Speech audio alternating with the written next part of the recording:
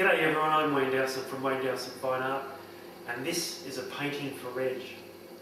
The next painting that I do of Reg will be a painting for my ANZAC Portrait Series, and Reg will be wearing his original army uniform. Recently Jacqueline and I met up with Reg and his lovely wife Phyllis, and we interviewed Reg about his days serving with the Australian AIF during World War II. And Reg served as a signaller in New Guinea. He came back to Australia and he trained as a commando. He headed back into the jungles of New Guinea to fight the Japanese. So it is with a great deal of pleasure that I introduce to you all Mr. Reg Davis. My name is Reginald Thomas Rudd Davis, named after my uncle who was killed in the Somme in 1916 in the First World War.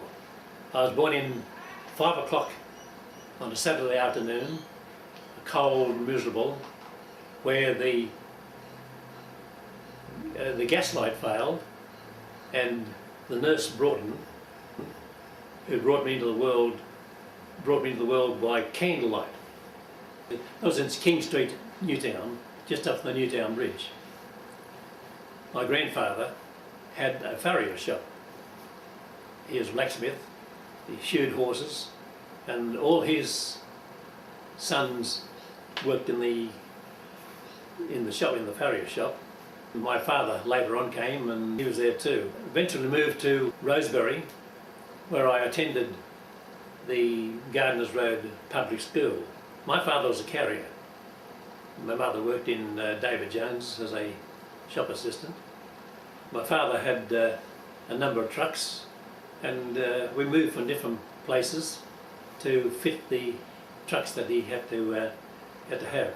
We moved from there to Sans Souci, a place down there by the water, big enough to fit his 3 trucks. And then we came back to Marrickville, where eventually there a call-up came from the army to attend the Marrickville drill hall. We did our training in the training battalion in Tamworth.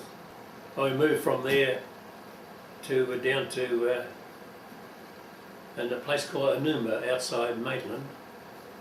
We were given leave to Newcastle, and the provos picked me up. They saw the colour patches on us there and said, "Oh gee, you shouldn't be you shouldn't be here on draft to New Guinea."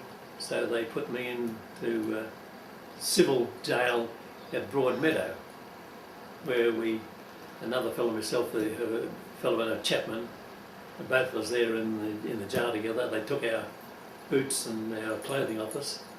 I remember the sergeant's wife, the police sergeant's wife, came and gave us pears and custard for night time, and we were both giving a 14-pound hammer to crack up all the big rocks into little rocks for punishment.